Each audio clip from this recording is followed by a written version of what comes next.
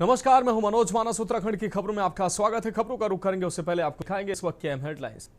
देहरादून में आयोजित रायपुर विधानसभा सम्मेलन 2026 में पहुंचे सीएम धामी, कार्यक्रम को किया संबोधित।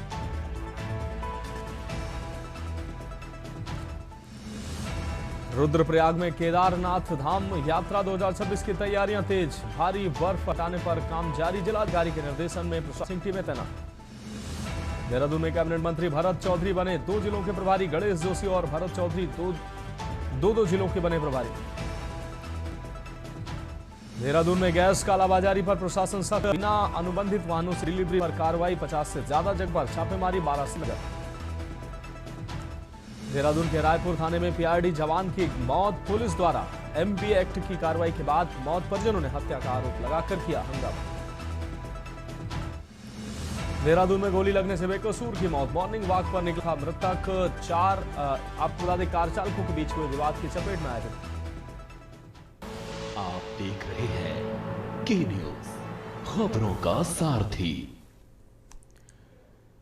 और अब खबरें विस्तार से। हम खबर से बुलेटिन की शुरुआत करेंगे। रुद्रप्रयाग में आगामी केदारनाथ धाम यात्रा 2026 की तैयारियां तेज चल रही हैं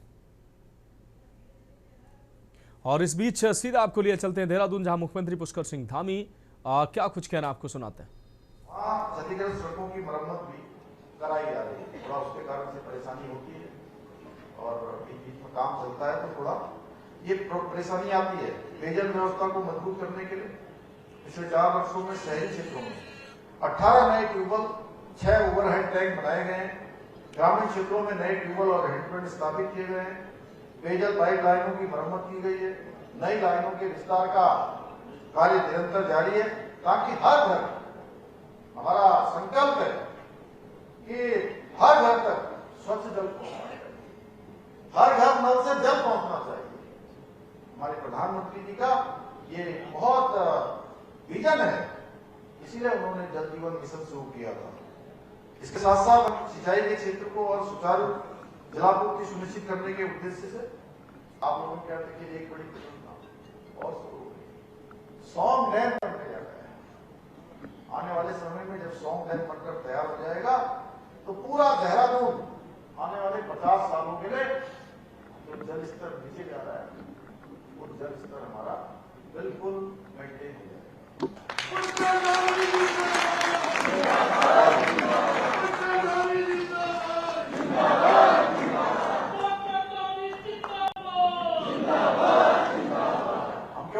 कार्य नहीं कर रहे हैं, हम आने वाले 50 सालों के लिए, हमारे बच्चों के भविष्य के लिए कि उनको भी कोई परेशानी न हो, उनको भी एक अच्छा स्वच्छ दूध मिले, हरित दूध मिले, सब प्रकार की सुविधाएं मिले।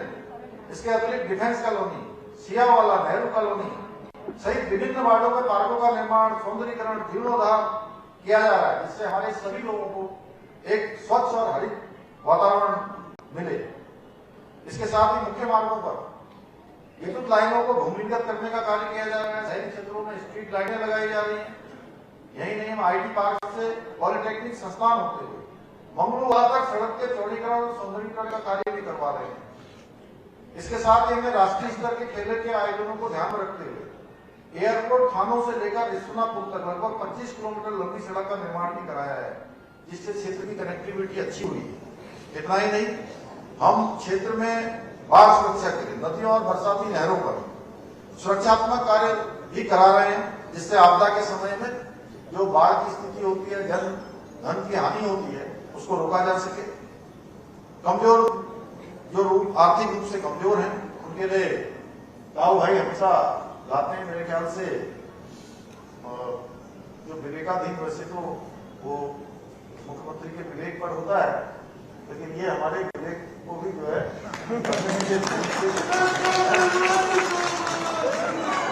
आगे कर देते हैं। बड़ी अच्छी बात यह है, मैंने सभी से अभी विरोध भी किया था कि इसमें जो हमारे जरूरतमंद लोग हैं जिनका इलाज होना है, उपचार होना है, गरीब बेटियों की विवाह इत्यादि के कार्यक्रम में या अन्य कोई सहायता है, उस पर जरूर करें। तो बड़ी संख्या में हम लोग यहाँ आपके विधानसभा क्षेत्र रायपुर में हम लोग ने मदद पहुंचाई है। इसके साथ साथ जहां राज्य के संपूर्ण विकास के हम प्रतिबद्ध होकर काम कर रहे हैं, अनवरत रूप से काम कर रहे हैं। आपने देखा होगा कि कोई दिन ऐसा नहीं होता है जब हम लोग कहीं रुकते हैं। कहीं रुकने का नाम नहीं है, क्योंकि ये संकल्प लिया है कि राज्य को हिंदुस्तान का श्रेष्ठ राज्य बनाना है। वहीं हम सांस्कृतिक मूल्य, यहाँ की डेमोग्राफी है, यहाँ का देवत्व है, उसको नुकसान नहीं होना चाहिए। हमारा देवत्व समाप्त नहीं होना चाहिए। देवभूमि की आस्था, पवित्रता और श्रद्धा इसी प्रकार से अक्षुण्ण रहनी चाहिए। इसलिए हमने चाहे सख्त धर्मांतरण रोकने का कानून हो, चाहे दंगा रोकने का कानून हो, या लैंड जिहाद, लव जिहाद, खून जिहाद, या जितने प्रकार के भी ऐसे खराब काम, सभी को रोकने के लिए हमने कड़ी कार्रवाई सुनिश्चित की है। और अतिक्रमण पर हमने कार्रवाई करते हुए 12,000 एकड़ से अधिक जमीन इस अतिक्रमण से मुक्त कराई। लेकिन हमारे प्रतिपक्ष के लोग, कांग्रेस के हमारे मित्र, उनकी आंखों पर वोट बैंक की पट्टी पड़ी हुई है। उसके चक्कर में उनको कहीं पर भी लैंड जिहाद नजर नहीं आता है, कहीं पर भी उनको अतिक्रमण नजर नहीं आता है। और जब हम इस पर कार्रवाई करते हैं कि हम कहते हैं भाई अतिक्रमण हटाना चाहिए, आप बताइए कहीं पर अतिक्रमण है तो हटना चाहिए कि नहीं हटना चाहिए? हटना चाहिए ना, जोर से बोलिए। तो हम वैधानिक रूप से कार्रवाई करते हैं, कहते भाई सरकारी जमीन पर किसी ने अतिक्रमण किया तो आप हटाइए। तो जब हम कार्रवाई करते हैं तभी हमारे इन कांग्रेस के लोगों को परेशानी होती है, बड़ी परेशानी होती है। भाइयों बहनों, देश के संविधान में जब बाबा साहब अम्बेडकर और उनके साथी भारत का संविधान बना रहे थे, तो उस संविधान के अनुच्छेद 44 में यह प्रावधान किया गया था कि देश में रहने वाले सभी लोगों के लिए एक समान कानून लागू होना चाहिए।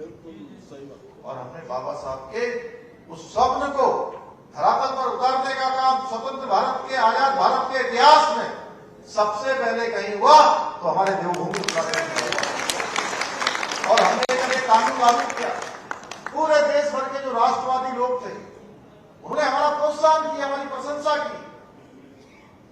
उन्होंने कहा बहुत अच्छा काम किया आपने, खूब सराहा। लेकिन कांग्रेस के लोगों को प्रदेश में समान नागरिक संहिता से भी तकलीफ है। उन्हें ऐसे लगता है कि उनके कुछ चहेते लोगों के एक समुदाय विशेष के अधिकार छीने जा रहे हैं। परंतु आप ही बताइए, क्या उत्तराखंड में महिलाओं के उत्पीड़न को हम बर्दाश्त कर सकते हैं क्या? जहां हमारी महिलाएं, मैंने स्वयं देखा है कि कितनी कठिन परिस्थितियों में, कितनी कठिन स्थितियों में वो काम करती हैं। पहाड़ पर देखिए कैसे घर चलाती हैं, कैसे वो अपने घर में गाय भैंस को पालती हैं, कैसे घर का खाना बनाती है, कैसे बच्चों को पालती है, स्कूल भेजती है। कितने तो बच्चे, अब तो इतनी सुविधा हो गई, मोदी जी के कारण से जल जीवन मिशन भी आ गया, गरीब कल्याण अन्न योजना भी आ गई, गैस की समस्या का भी समाधान हो गया, लखपति दीदी, ड्रोन दीदी, तमाम योजनाएं आ, आयुष्मान भारत योजना आ। लेकिन पहले के समय में कई सारे बच्चे तो, महिलाएं जो हमारी बहनें, हमारी माताएं घास काटने जाती थी और घास काटते काटते बच्चे पैदा हो जाते। घर में 3-4 बच्चे होते थे, छोटे बच्चे होते थे, छोटे बच्चों को अपनी धोती से या अपनी जो भी कपड़े थे उससे उसमें बांधा और उसे घास काटने चली गई, चारा लेने चली गई, खेत में चली गई, लकड़ी काटने चली गई। इतनी परेशानी। तो ऐसे में हम कैसे हम जो है महिलाओं के उत्पीड़न की छूट दे सकते हैं? भाइयों बहनों, क्या किसी को धर्म के आधार पर कानून के साथ खिलवाड़ करने की छूट दी जा सकती है? लेकिन कांग्रेस अपनी वोट बैंक की राजनीति के चक्कर में सच्चाई का सामना नहीं करना चाहती। भाइयों बहनों, उत्तराखंड के अंदर पनप रही विभाजनकारी मानसिकता पर अंकुश लगाने के लिए हमने राज्य का मदरसा बोर्ड को समाप्त करने का निर्णय लिया। क्योंकि उन मदरसों में भी पढ़ने वाले बच्चे, वो भी देश और समाज के उसकी प्रगति में, उसके विकास में अपना योगदान दे। उनको वही पाठ्यक्रम पढ़ाया जाना चाहिए जो हमारा शिक्षा बोर्ड के द्वारा तय हो। और हमने तय कर दिया कि 1 जुलाई 2026 से अब उनमें भी वही पाठ्यक्रम पढ़ाया जाएगा। क्योंकि हम नहीं चाहते कि राज्य के अंदर जिहादी मानसिकता को पनपाने वाले ये अलगाववादी केंद्र बने, बल्कि राज्य के अंदर ज्ञान और शिक्षा के मंदिर स्थापित होने चाहिए। हमने राज्य में ऐसे बच्चों को गुमराह करने वाले 250 से अधिक जो अवैध मदरसे थे, जिनमें बच्चों को अच्छी तालीम, अच्छी शिक्षा नहीं दी जा रही थी, उनमें पहचान ऐसी थी नहीं कि कौन से बच्चे कहां से आए, कौन कहां से आया, उनका इतिहास कुछ नहीं पता था। ऐसे केंद्रों पर हमने ताला लगाने का काम भी किया है। तो रायपुर विधानसभा कार्यक्रम में मुख्यमंत्री पुष्कर सिंह धामी बोल रहे थे। और अब बढ़ेंगे अगली खबर की ओर। देहरादून से अहम खबर सामने आ रही है। ये खबर आपको देहरादून से दिखा रहे हैं। सीएम धामी का आज का कार्यक्रम जारी। देहरादून से खबर आपको दिखा रहे हैं। कई अहम कार्यक्रमों में शिरकत करेंगे मुख्यमंत्री पुष्कर सिंह धामी। शाम लगभग 4:30 बजे जसपुर के मंगल बाजार में पहुंचेंगे सीएम धामी। 5:30 बजे काशीपुर में चैती मेला एवं भजन संध्या में शामिल होंगे। सीएम धामी का आज का कार्यक्रम जारी किया गया है। आज विभिन्न कार्यक्रमों में शिरकत करेंगे मुख्यमंत्री पुष्कर सिंह धामी। कई अहम कार्यक्रमों में मुख्यमंत्री पुष्कर सिंह धामी मौजूद रहेंगे, शामिल होंगे। शाम 4:20 पर जसपुर के मंगल बाजार होली चौराहा में कार्यक्रम, जिसमें मुख्यमंत्री पुष्कर सिंह धामी शामिल होंगे। वहीं शाम 5:30 बजे काशीपुर में चैती मेला एवं भजन संध्या में मुख्यमंत्री सहभाग करेंगे। तो देहरादून से अहम खबर आपको दिखा रहे सीएम धामी का आज का कार्यक्रम। कई अहम कार्यक्रमों में शिरकत करेंगे मुख्यमंत्री पुष्कर सिंह धामी। देहरादून से खबर आपको दिखा रहे हैं। मुख्यमंत्री के आज के कार्यक्रम 4:20 पर जसपुर के मंगल बाजार होली चौराहा पर आयोजित कार्यक्रम में मुख्यमंत्री पुष्कर सिंह धामी शामिल होंगे। साथ ही 5:30 बजे काशीपुर में चैती एवं भजन संध्या में सहभाग करेंगे मुख्यमंत्री पुष्कर सिंह धामी।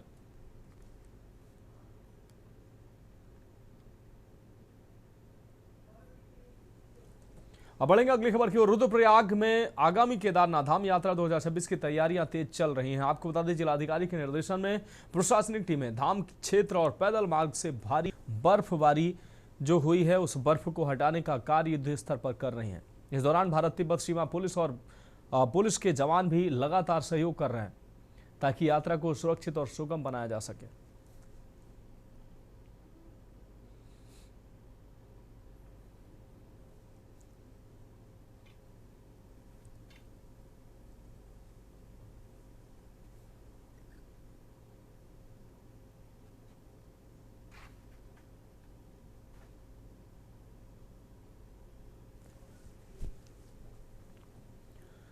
अब बढ़ेंगे अगली खबर की ओर। प्रदेश की सियासत में मंत्रिमंडल विस्तार करने के बाद नियोजन विभाग द्वारा आदेश जारी कर मंत्रियों को जिलों का प्रभारी बनाया गया, जिसमें मंत्री गणेश जोशी और मंत्री भरत चौधरी को 2-2 जिलों का प्रभारी बनाया गया है। इसी क्रम में कैबिनेट मंत्री भरत चौधरी ने 2 जिलों में चमोली और चंपावत के प्रभारी बनाए जाने पर मुख्यमंत्री धामी का धन्यवाद करते हुए कहा कि वह मुख्यमंत्री धामी के सपने और दूरदर्शी सोच को धरातल पर उतारने के लिए पूरी तरह से प्रयास करेंगे।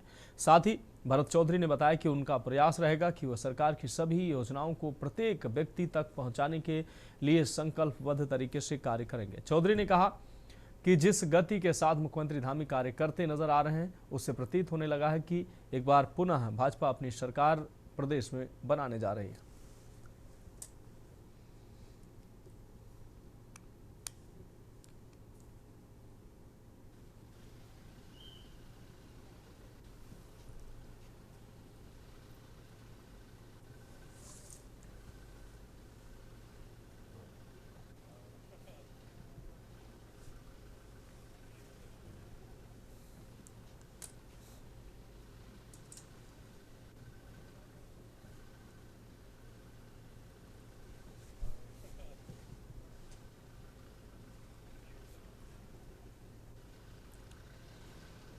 देखिए, मैं माननीय मुख्यमंत्री जी का बहुत धन्यवाद करता हूं, बहुत आभारी हूं। उन्होंने मुझे न सिर्फ अपने सहयोगी के रूप में मंत्रिमंडल में शामिल किया, बल्कि 2 जनपदों का प्रभार भी दिया है और उसमें से एक जनपद स्वयं माननीय मुख्यमंत्री जी का है। मेरी कोशिश रहेगी कि उनका जो विज़न है, उनकी जो भी योजनाएं हैं, उनको हम ग्राउंड लेवल पर दोनों जिलों में पहुंचाने का प्रयास करेंगे। और मुझे पूरा यकीन है कि तरह से माननीय मुख्यमंत्री जी काम कर रहे हैं जिस तेजी के साथ, निश्चित रूप से अगले चुनाव में 2027 में हमारी पार्टी प्रचंड बहुमत तीसरी बार फिर से आएगी। अब बढ़ेंगे अगली खबर की ओर। देहरादून में एलपीजी गैस की कालाबाजारी को लेकर जिला प्रशासन ने सख्ती बढ़ा दी है। बिना अनुबंधित वाहनों से गैस डिलीवरी का कड़ी कार्रवाई के निर्देश भी जारी किए गए हैं। प्रशासन की ओर से गठित की टीमों ने जिले भर में सघन निरीक्षण अभियान चलाया है। इस दौरान 50 से अधिक स्थानों पर छापेमारी की गई है, जहां से घरेलू गैस सिलेंडर भी जब्त किए गए। वहीं विकासनगर क्षेत्र में 7 गैस एजेंसियों का निरीक्षण किया गया है, जिसमें कई अनियमितताएं भी सामने आई हैं। इसके अलावा राजीव नगर और रिस्पना पुल क्षेत्र में 38 दुकानों पर संयुक्त कार्रवाई भी की गई है। जिला प्रशासन ने स्पष्ट किया है कि घरेलू गैस का व्यावसायिक उपयोग पूरी तरह से प्रतिबंधित है और नियमों का उल्लंघन करने वालों के खिलाफ सख्त कार्रवाई जारी रहेगी।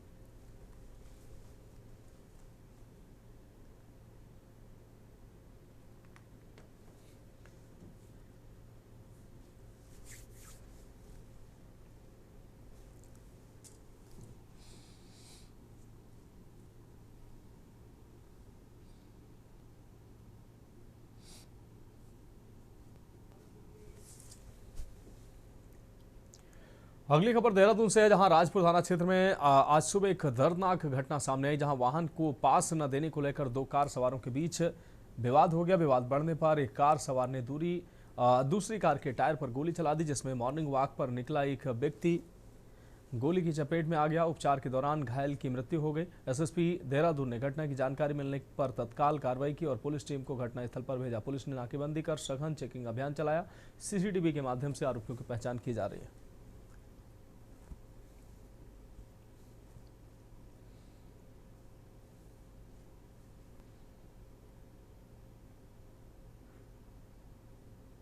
आज प्रातः 7 बजे के आसपास कंट्रोल रूम के माध्यम से थाना राजपुर को सूचना प्राप्त हुई कि जौहरी गांव में 2 गाड़ियों को ओवरटेकिंग को लेकर कोई विवाद हुआ है, जिसमें एक गाड़ी के द्वारा आगे वाली गाड़ी पर फायरिंग की जा रही थी। इस फायरिंग के दौरान मॉर्निंग वॉक पर निकले एक व्यक्ति को भी गोली लग गई है और उनको अस्पताल पहुंचा गया। अब यह है कि उपचार के दौरान उनकी मृत्यु हो गई है। पुलिस के द्वारा थाना क्षेत्रों में, देहात में, सिटी में नाकेबंदी कर दी गई है।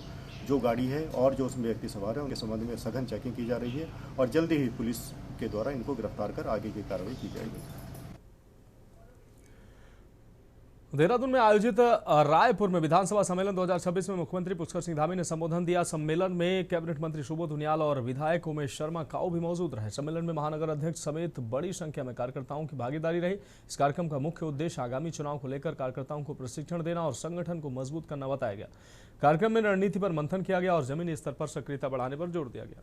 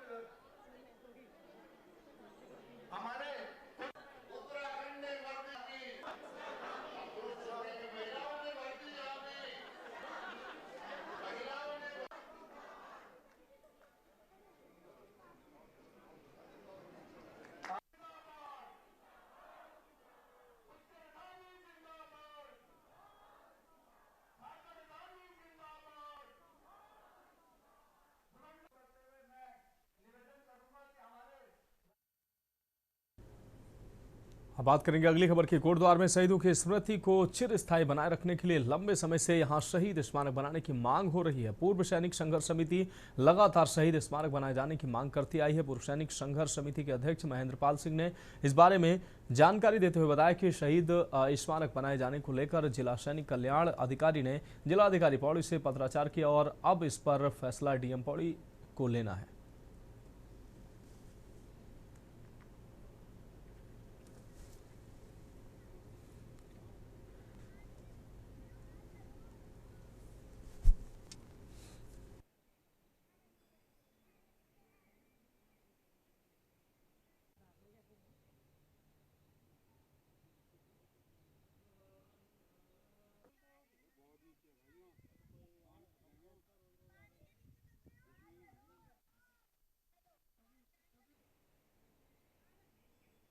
राज्य सरकार के द्वारा कोटद्वार में एक शहीद स्मारक की यहाँ पे एक अवधारणा को मूल रूप देने के लिए एक व्यापक एक प्रस्ताव भेजने के लिए कहा था और उसमें वो प्रस्ताव अपने जिला सैनिक बोर्ड अधिकारी महोदय के द्वारा पास करते हुए उसको जिलाधिकारी कार्यालय को भेज दिया गया, लेकिन वर्तमान में वो वहाँ पे विलम्ब पड़ा हुआ, जिसके कारण वो मूर्त रूप नहीं ले पा रहा है। और हम चाहते हैं कि जल्दी जल्दी उस फाइल को आगे बढ़ाने का कार्य करें, जिसके माध्यम से हमें कहीं ना कहीं यहाँ पे अपने शहीदों को नमन करने का एक शुभ अवसर प्राप्त हो।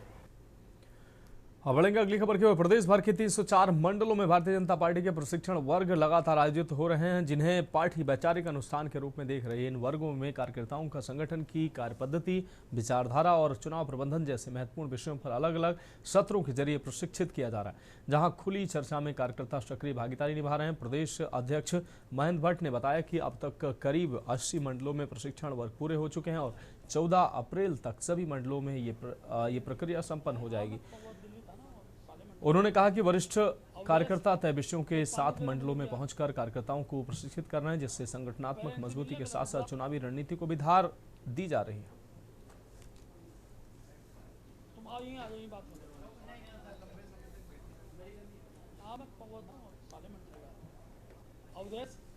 एक पानी दे दे मुझे भी यार, पहले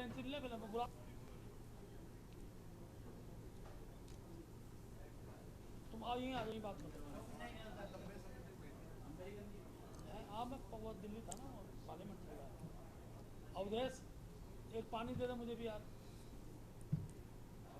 पहले इनसे मिलने पहले मैं बुरा।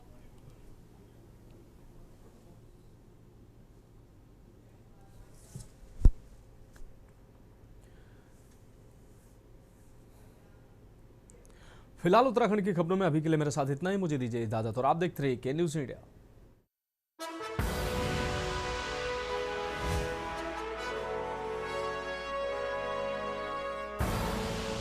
आप देख रहे हैं के न्यूज़, खबरों का सारथी।